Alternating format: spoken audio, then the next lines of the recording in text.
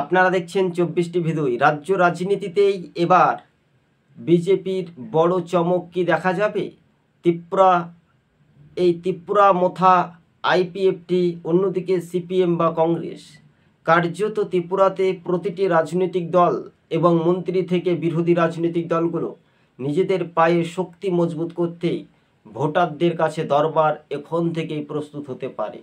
তবে রাজ্য রাজনীতিতেই 25 বছর ছিল ত্রিপুরাতে বাম শাসন, এবং দ্বিতীয়বার যখন বিজেপি ক্ষমতা এসেছে তখন জনজাতি ভোটারদের কি প্রভাব পড়েছে এটার উপরে কিন্তু একটা ফ্যাক্টর পড়তে পারে। আজকে 24 টিভি 2 আপনাদের সঙ্গে আমরা প্রতিবেদনটি তুলে ধরেছি খুবই সংক্ষেপে, ভালো করে মনোযোগ দিয়ে শুনে রাখবেন।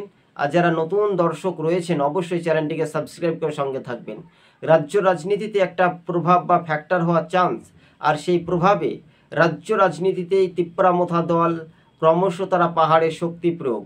তবে তিপ্রামথা দলের হেভিওয়েট নেতারা রাজ্য রাজনীতিতেই, তবে কংগ্রেসের সঙ্গে একটা সম্পর্ক ছিল প্রদ্যুৎ কিশোর দেববর্মা বা অন্যান্য মথার যারা নেতা হেভিওয়েট রয়েছে, কিন্তু আসলে কিন্তু তারা বিজেপির জোট সঙ্গী নামেই পরিচিত মুখ।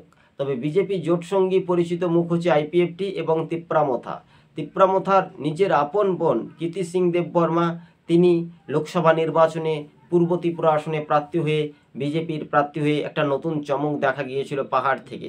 তিনি ছত্তিশগড় থেকে এসে প্রার্থী হয়ে নতুন টপে কিন্তু ব্যাপক মার্জিনে জয়লাভ করেছিলেন, এবং সেই জোট সঙ্গী নেতা প্রদ্যুৎ কিশোর দেববর্মা আগামী যে নির্বাচন আসতে পারে এডিসি ভিলেজ, আর সেটাই নিয়ে একটা তোড়ঝোড় বলাই যেতে পারে। ত্রিপুরা রাজ্য রাজনীতিতেই একটা প্রভাব বিস্তারিতভাবে দেখা যেতে পারে। দর্শক বন্ধুগণ, আজকে ছিল 24 টিভি 2। আমাদের ইউটিউব চ্যানেলটি ভালো লাগলে সাবস্ক্রাইব করে সঙ্গে থাকবেন। ধন্যবাদ।